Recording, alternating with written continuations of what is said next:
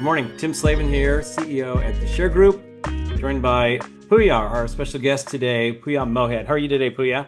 Doing fantastic. Glad to be here with y'all. Thank you for showing up. This is a topic that I know that our clients struggle with, mostly for the reason that, VOUV exists. We're going to get into that company a little bit later, but learning how to integrate expense timed to new, predictable, and higher revenue is probably one of the biggest challenges in real estate for small teams and independent operators. And so today we're going to take that on head on. So kind of going at two really important topics. One is you bought names from the Share Group, or you've accumulated names or built out your database. And boy, what is the discipline around making certain that you are supporting, servicing, informing, and educating your audience, but also not missing sales opportunities? That's number one. And number two, if you're going to add to your team so that you have lead development, sales acceleration, more listings, it often takes somebody that you add to your team, adjunct, contract, or direct hire. All of those options are on the table. And given the breadth of options available, we're looking for some great advice today on how we can make more money out of our database and then staff and support and service those people so that when they do think it's time to sell or start shopping for a new home, there's no doubt that they're going to give us a call. So that's the goal for everybody. Are we all on the same page here? Let's do it. I'm with it. Okay. So the thing that when I first met Pooya at a conference in LA last year, he was there as a representative of VOUV. And the thing that I didn't know, which is incredibly valuable, is that his success, his entry into the real estate market came as a realtor and a broker and a managing director in a large, successful East Coast agency, Sotheby's. So let's do this. Let's just take a quick walk through your past. We figured out before we started 20 years. So your 20-year history, and that's the first question we like to ask when we're talking to somebody new in the business is, just tell me about your career in real estate, because mine's only 3 years old. It's been in data forever, but I've been in real estate data for about 3 years now. So give us a walkthrough on what it's been like to meet you in 2005 and where you are today. Sure. Thank you for the setup, Tim. And I'm super excited to dive into some of those juicy topics. And as a broker operator, I've been there, had similar questions and apprehensions. So I think this is a great exercise. And hopefully we could cut some of that guesswork out for all your listeners and help them get to where we feel like we got ourselves into a nice, stable spot. But first, you asked me about myself. So who was I in 2005? Well, I think I was a kid with a lot of ambitions just coming out of college, and I had a degree and everything like that. But, you don't immediately see the trajectory to success there. And, you look at the traditional ways. How did people turn a buck back in the day? And I immediately thought real estate. I had some experience with that. My family is a real estate family, both in investing and as realtors themselves. So I had a little bit of that in the experience tank before I hit the ground running. But I basically got my license then and started going to work. Something interesting about me is I got licensed in residential, but I kind of dove into commercial first. So I started a little bit non-traditionally. I learned that world, which gave me a lot of great insights in business brokerage, lease constructions, and like the larger scale size of real estate. Let's fast forward. I had my own firm, my own commercial space. And from there, I wanted to see what was kind of next for me. And I partnered up with a good friend of mine locally here. He had a small group of agents that had gone from a very successful team here locally and had just made the criteria to get their Sotheby's franchise, and we're getting that kicked off kind of when we came together in business. And as you guys mentioned slightly in the email, I worked alongside him for about 10 years, constructing the systems, SOPs, automations, marketing platform. In a nutshell, that's kind of what gets me to here. Along the way, there was a lot of trial and tribulation, and I think that'll be what the crux of today's conversation is. Okay. What did we do wrong, and what should we do that will avoid that? Well, what tools, resources, partnerships, and services were available or are available now that weren't available, 5 years ago, which is hopefully making it a lot easier for everybody? Well, not to fanboy, but I mean, talking to the Share Group, you guys provide, and others like you provide this product that is so streamlined and so precise in and the Right. flexibility that you specifically, I know from experience, can give. That has allowed us to really maximize what our conversion rate may be. Now, that doesn't alleviate us of what we probably are all on this call for today is how does that follow-up game work? Because what we do as a standard as real estate agents, right? Low-hanging fruit. I'm going to go for what's my immediate conversions. But then what happens to that list of everybody else that I didn't get an instant gratification out of? That's the question today. What happens to those people and what's the value of that? I think that is really the low-hanging fruit and the question that we should start asking ourselves. And I think this was kind of what you wanted me to preface with, talking about, I've purchased a list. What does that look like? And that might look like different things to different people, right? If I'm an independent agent, my time is limited. So I'm going to be spending a good amount of my time building my pipeline if I'm a smart agent, making sure there's contacts being made, conversations had to ultimately be driven event. But I also have to spend time in the business, right? Because all my active current clients are going to require attention and time and investment for those to convert. So I'm going to be limited. So my scrape of this database may not be the same type of scrape a team leader may have, because now they're going to be distributing those leads. Obviously, this is what we kind of start getting keen to, and you'll probably hear me talk about this. It all comes down to a very simple thing for us as operators and owners. There's two things that we think about in its essence, right? What's producing and what's draining? Where's my income? Where's my expense?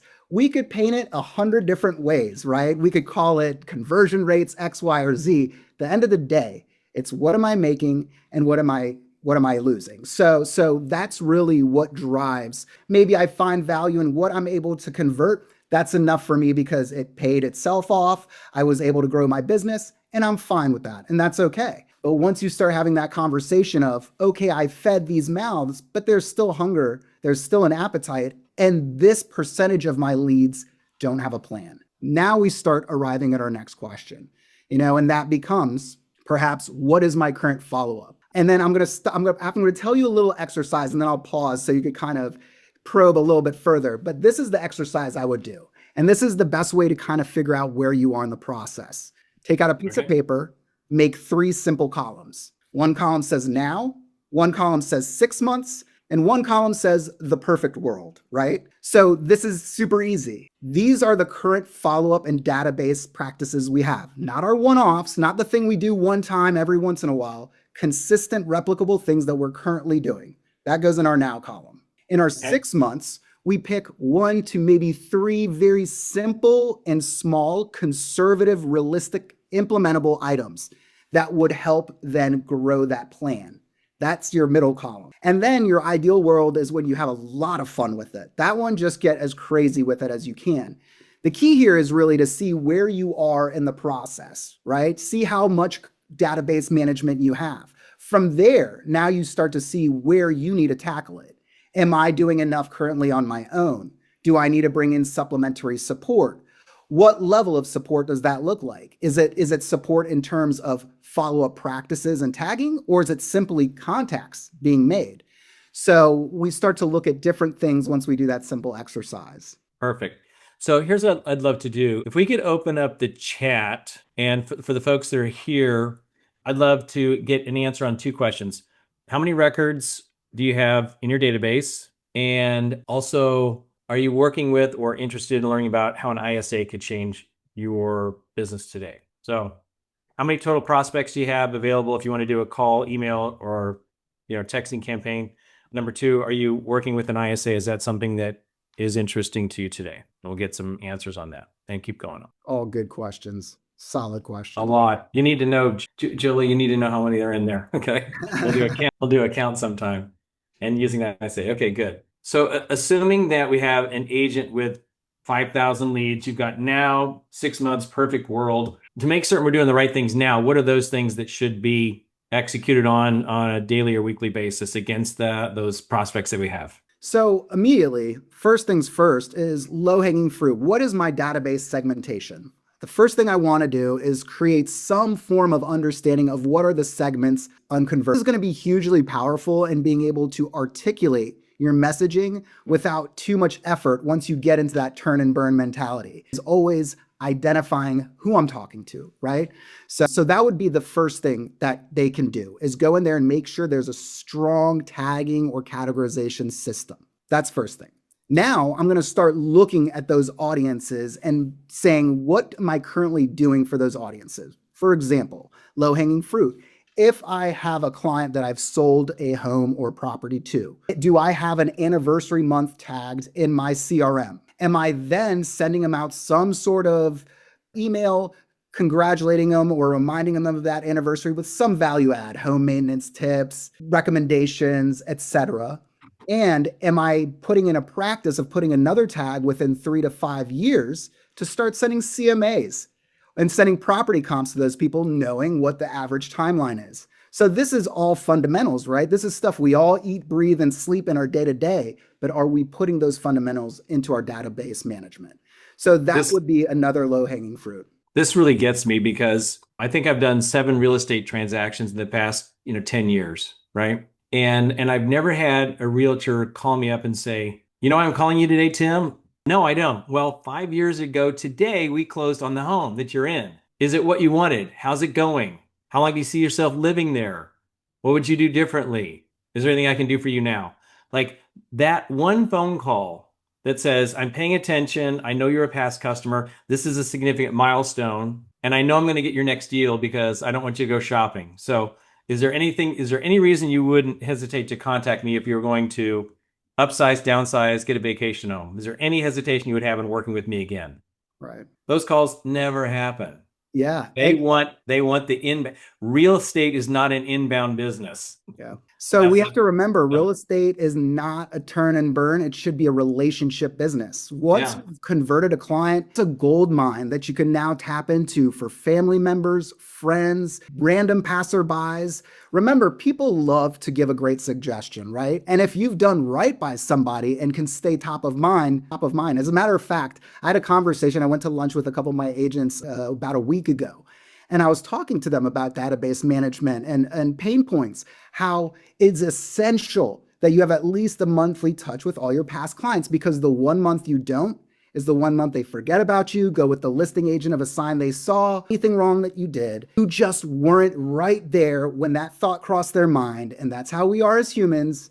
What's easy is what we take, generally speaking. And she Yeah. said, you know what's funny? That actually just happened to me. I normally follow up. I didn't follow up with them in January. I said, look at that. And how much does that hurt? How much does that hurt right here when that happens? So that can all be alleviated with an automation that's set up in your database. Simple as that. That just sends a courtesy hello. It makes it more unique if it is, but it doesn't necessarily have to be. It could be something as simple as a property drip with a little header paragraph, but that touch is critical. Same thing when you're managing a client, as all these agents here, as you're managing your client, you like to call and report to them. You don't like to have long periods of time where there's silence, right? That can create issues, conflict, concern.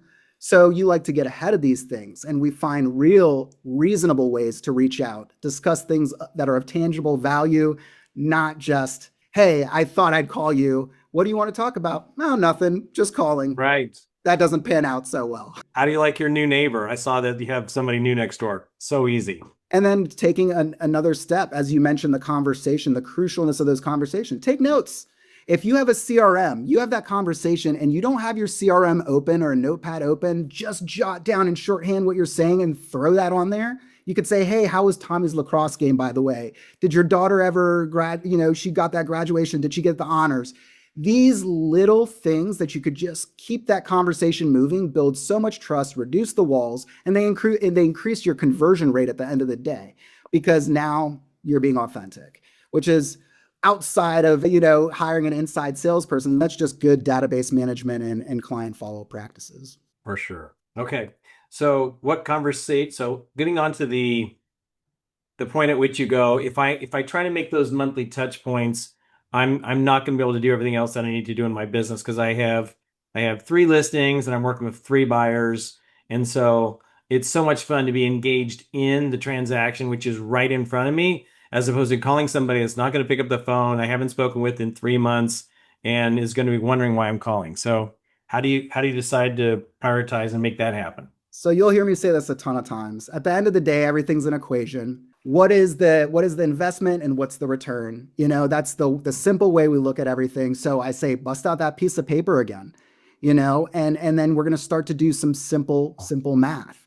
We're going to look at our overall. Now, is that time because we're spending so much time crushing it in the business that we don't have time to dedicate? Do we not have time to sit down on a rainy day Sunday and write out a couple smart drip plans on our free hour of downtime and then have those instituted? Okay, if we don't have time for that, maybe I don't have experience there, so I need to write that down. What would be the investment in time for me to learn the ins and out of the ISA business? I'm an agent and I could crush it once I have that seller in hand, but I'm not meant to be on the calls. I didn't have call center experience. So that's fine. Maybe I need to enlist the support of a professional to then come in and handle that side of my business. But it all starts out with me writing what is happening now. Who am I? What is my strong suits? What is my forte? What do I have in the tank? Is it a set of leads that's 5,000, 10,000? How often are those leads being added? Am I paying for additional lead sources? What level of those lead sources am I converting? Now let's run that through the hopper. How much of that money is on the table? If I was very conservative and put a very low conversion rate of 1.5% to 2% on those, be the balance of that value. And what would be the cost of me hiring somebody or taking on the academic leap to learn these steps through coaching or otherwise? If that Right. cost comes out in the net positive and you're willing to take that margin for that time exchange, I mean, that's your answer right there. So it really is simple as you being honest with yourself initially, writing down what are my strong suits, what is my highest and best use in the real estate world? Is it dealing with listings? Is it being a broker? Is it being a manager? Whatever that is, be honest with yourself, make that your primary. And then you start to look at your database. What is the size of it? How quickly is it growing? How well is it managed? And what am I losing that I'm not currently tapping into on a very conservative clip? And if that investment is outweighed by the gain, I think we have an answer of what your next steps would be, wherever you may be in that pyramid. Right. So what's your prescription for direct call contact with SOI and fast clients then?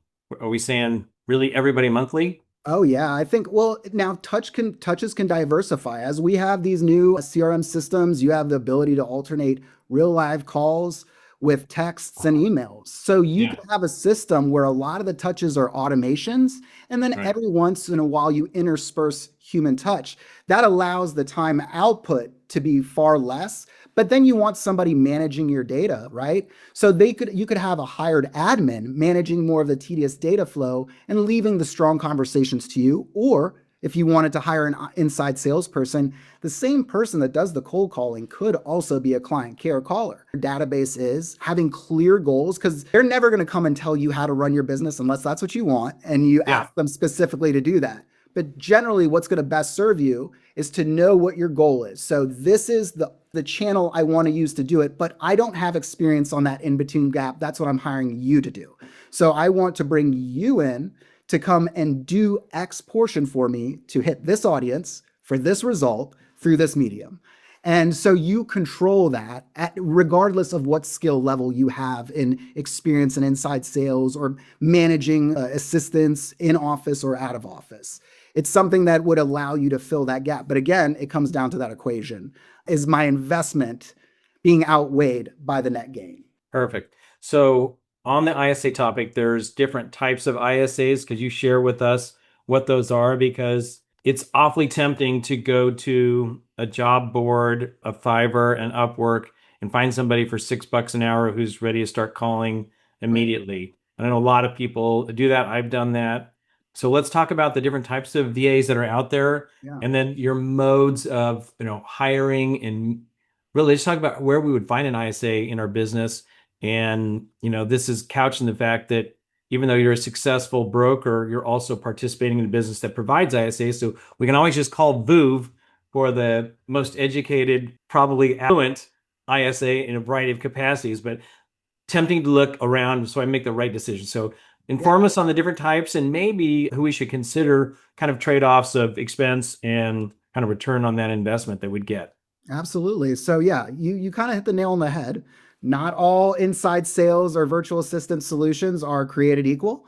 And from an operator standpoint, that matters. And then again, it refers back to what your intention is.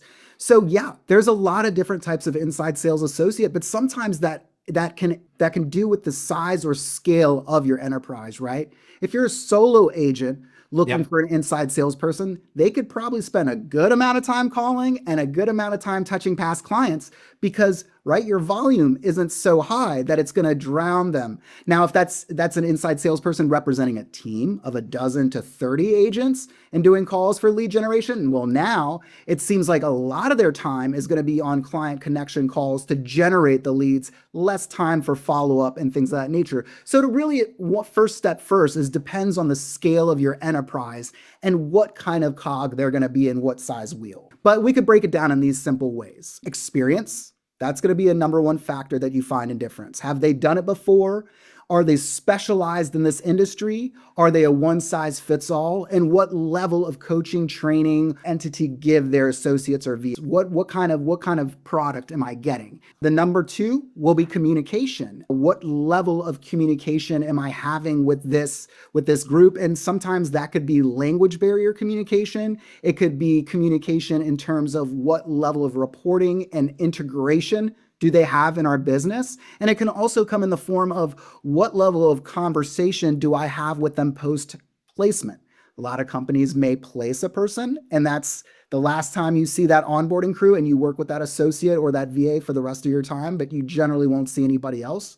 Or do you have a situation, will be a liaison that will meet with you on a certain interval of 30 days, quarterly, to review the productivity, address any pain points, help optimize the account through growth, training, and otherwise. So we're looking at two different beasts clearly there, right? When we talk about communication. And then obviously there's going to be the big one, the cost. That's always going to be a factor, but that does tie into experience. It does tie into communication.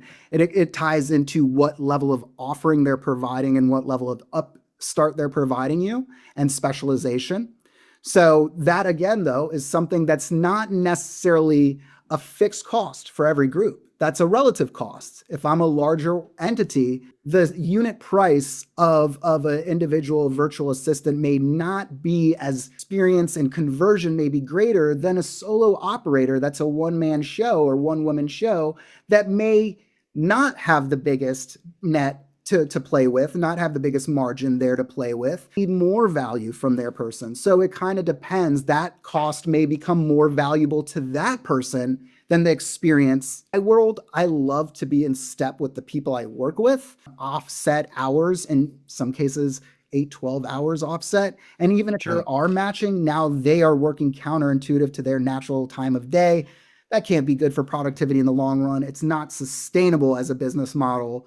So having those kinds of ideas in your head as you're analyzing it, not saying there's one right answer, but depending on where you are in your progression of the business, solo, hey, cost may become the number one thing for me. As I have more means and more capability, I'm now looking precisely for experience and maybe a location to be perfectly in time with me because I want them to call X hours on X days. That requires a person that's gone through a little bit of the paces and has built a little bit more of a workflow and system that this inside salesperson would be walking into. So not only is it looking at the things that they do, it's, again, I always say this: I want to point a finger, I always have to look in the mirror first and see what I'm asking. And so I think this is one of those look in the mirror moments. Say, where am I in the progression of things? What of these four: experience, cost, communication, and location is priority to me? 1, 2, 3, 4. List it on a piece of paper. I always go back to that, bust out that good old sheet of paper, and then make a sound decision based on where your finances are, what growth you project to get from it. And if we want to be real creative with the equation, there's another factor, right? That time we win back. We don't really talk about that much. We're like, oh, I'm going to make more money because I added a person. But what about what you're going to do with that time you added back? Is that going to become a financial gain? Is that going to become a work-life balance gain? I think both of them could be money in the bank, so to speak, depending on how you perceive it. Okay. I love all of that. In our experience, I'm looking for somebody who knows how to use our CRM. I don't have time to train on that, so that's pretty important. I've listened to sample calls to see how they go across. I think they should have, if they have experience, they should have a realtor or a broker that they worked for in the past 3 months that they had a good relationship with. If they can't do that, can they do the job? I don't know. Right. Yeah. And that takes it again, that takes it back to what is your role in this business? And Right. you and I had a conversation about this before. It's like hiring out, for example. Okay, I could save a ton of money probably if I hired out. But what is my goal here? I'm looking to find information about an assistant. That means I'm either currently at capacity, nearing capacity, or see value in delegating the task. So, Right. why would my next logical thought be, let me start another ancillary business or line of business that I will then have to manage concurrent to my current business? And in that case, again, we do that simple equation, that time in versus return. Is it really there and is it worth the squeeze? And if that's not the answer, perhaps I should follow Tim's method and then say, I want somebody who's turnkey for me. I don't want to waste the time on the upstart. I don't want to necessarily train them on my systems. I'll tell them what tags we use and what programs we use, but I want them to be experienced in my CRM. I want them to have experience on the phones with a real estate brokerage through the paces and then put them on actual calls prior to offering them to other clients. So that is a viable option. Now, will that perhaps increase the cost factor? Absolutely. But will you gain that back in not having to spend time in training, spend time in creating that additional line of business? Perhaps. So it again comes back to that mirror. What does the mirror tell me? Gotcha. So the holy grail, the place we all want to get to is I have somebody who works for me and every day they're calling potential listings and they're finding people who are going to be listing in the next 6 months. So tell us how realistic that outcome is and why I should be prepared or what I should be prepared for if that's really what I want in my business. I want somebody who can find somebody that can have a conversation with an owner who's going to say, I would have a conversation with Pooya, and if he's the number one broker agent in the market, I'd love to know that, and I'd be willing to have a phone call. Like, if I say that's what I want in my business, how much is it going to cost me, and what am I in for before investment and time before I get to that sort of a steady state, top of funnel opportunity team in my business? So if you had asked me like maybe 6 months ago about this, I would say, oh, it's going to take you a good 6 to 12 months to develop that process, system, and workflow. Well, now we could cut that, right? So there's two factors really to that question. There's two factors. There's going to be the labor factor. The labor factor is that inside sales agent. So now right away we're identifying I want someone who's got experience. I want someone who's going to be able to come in. I need either myself to have an understanding of scripts in place, or I need to know that I need to ask them to bring scripts that are tested and proven to my market that I could tailor. Have some drips and follow-up plans in mind to be able to instruct them what my expectations are. At the end of the day, these expectations become your KPIs. Otherwise, how are we measuring our growth and productivity?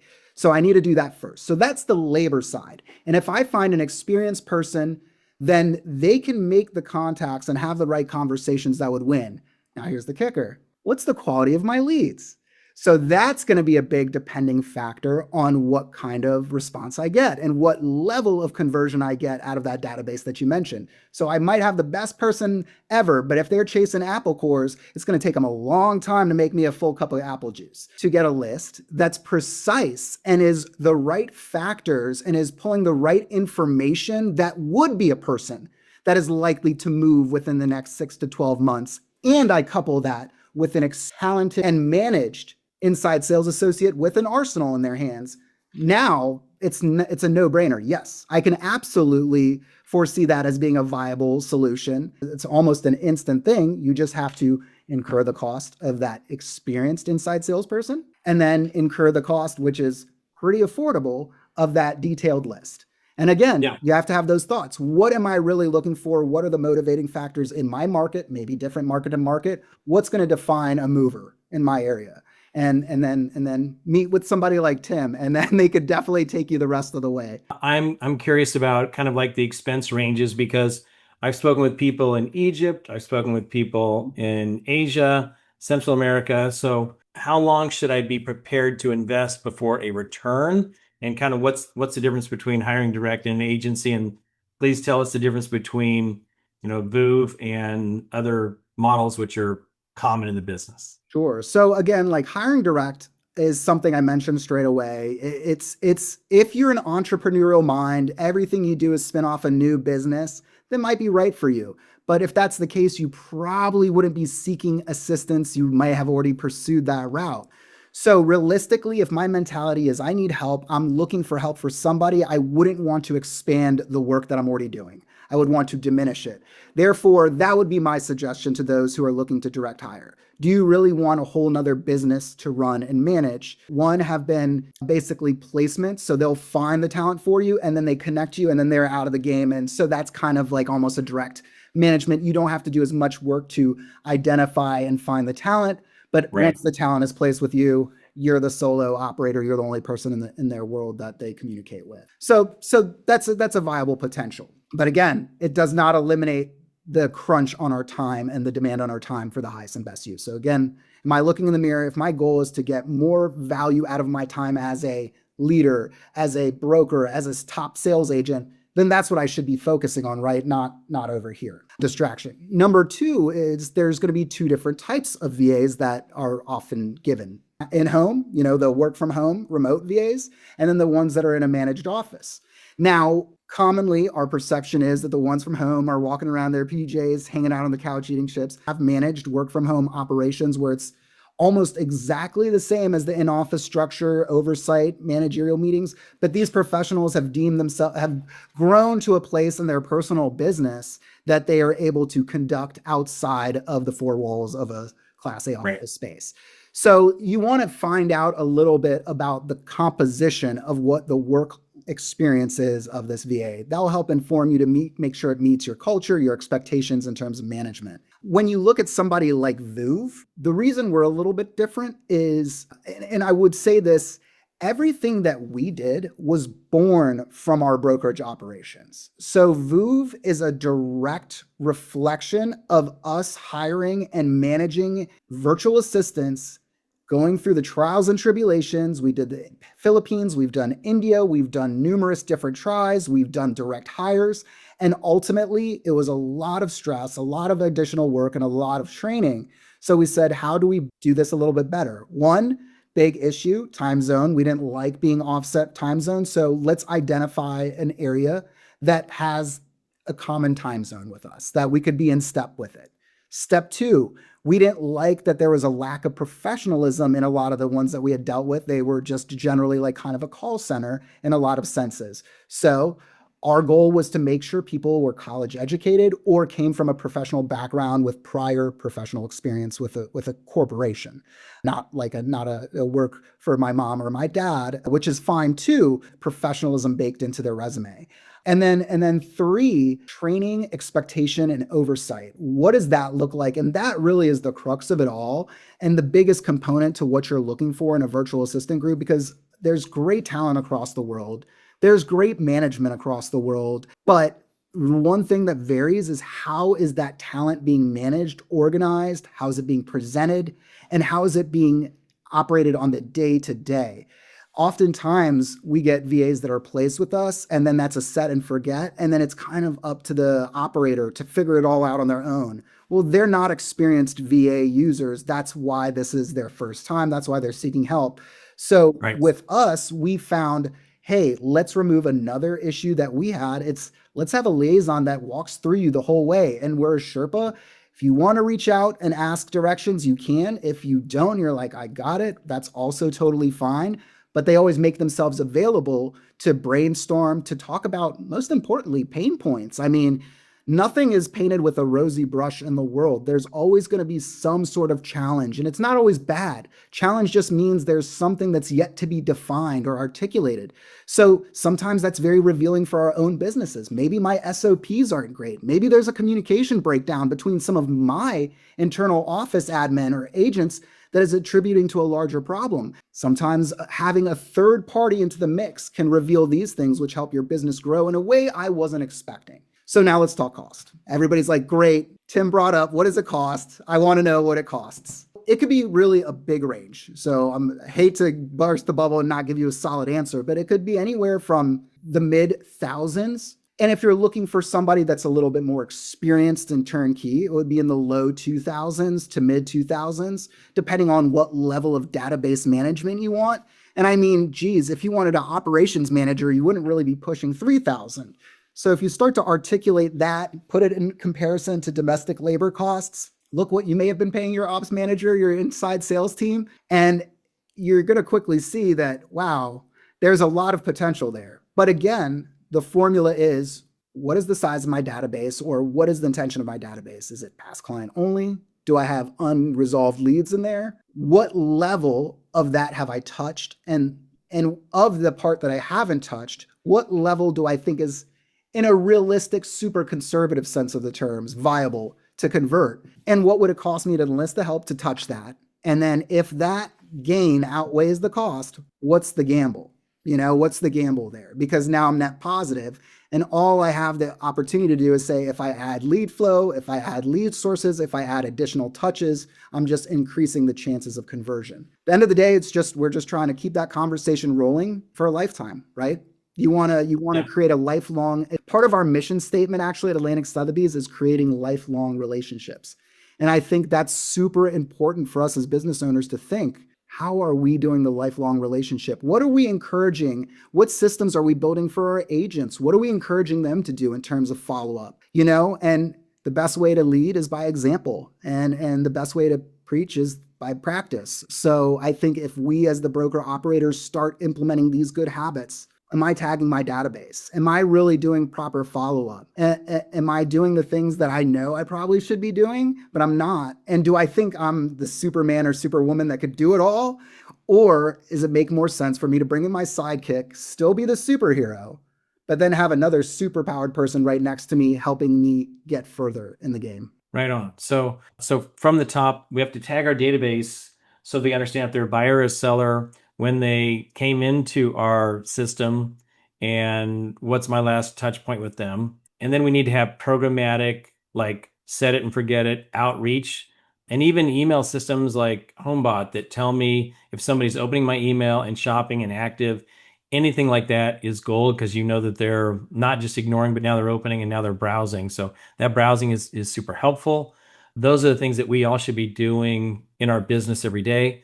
Obviously, if you have a targeted high potential seller leads, you can expand your reach for direct mail, for email, and then phone calls. And if you have challenge making the phone calls that it takes, use a high speed dialer, get effective at that, hone your own skills. And then if you still want to expand beyond that, you should have somebody else on your team that can take those activities, which are really, and this is one thing I think about is, of all the things you do on a daily basis, like there are low value tasks, there's super high value tasks. There's only things that you can do as a realtor or the owner or the broker, and there's things that just about anybody can do. And understanding the difference between those and where you can farm, hire, sub, partner to get those done, allows you to spend more time on those high value tasks, which definitely shows up in your gross commission income. So Pooya, Well, we're I mean, going to put it. here's an exercise I would even say as Okay. a closing Yeah. exercise.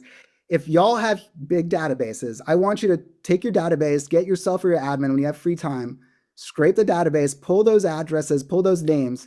How many of those people are listed currently? And how many of those people may have, if you reach out and they've transacted, you've paid for these leads already.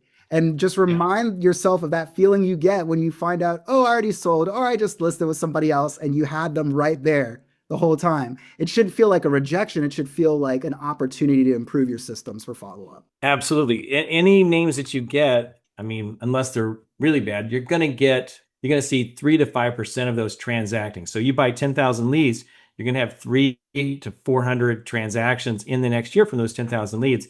And those 10,000 leads that you get should be the best out of 20,000, not everybody. So not everybody in a market, not everybody in a zip code should be called or emailed. So if you narrow it down to those which have a much higher likelihood statistically to list because of their age, length of residence, their equity, their income, all of that together, you can be more effective. And then you can actually leverage your time out with a company like VOUV that can help you do the outreach. And what a blessing that would be to your business to have constant inflow of high potential leads that are going to mature. The thing that I see is dropout burnout, fatigue in the first 6 months. If you can get past the first 6 months and continue to improve, your skills get better, your team gets stronger, and your pipeline even gets better too. So I appreciate you being with us and sharing not only your brokerage experience, but you're also, a vendor partner to the industry through VOUV. So this has been something that's been on my mind for a long time, to get an expert on here to say, how do we bring an ISA in and what do we need to do? Well, it starts on your desktop. It starts by looking in your business and looking at your database, and then your goals and objectives, and being really clear about how to achieve that. And I know, Pooya, you'd be a great partner for any of our clients to work with. So Well, I appreciate it, Tim. It's been an absolute pleasure being on here. You'll ask some thoughtful, insightful questions, and I'm excited. I'm excited. That's what I'll say. 2026, the future of real estate is beautiful.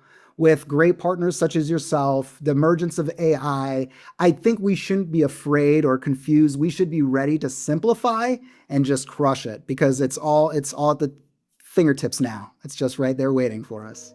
fantastic. Thank you so much for your time. Appreciate it, Pooya. Thanks for everybody for joining.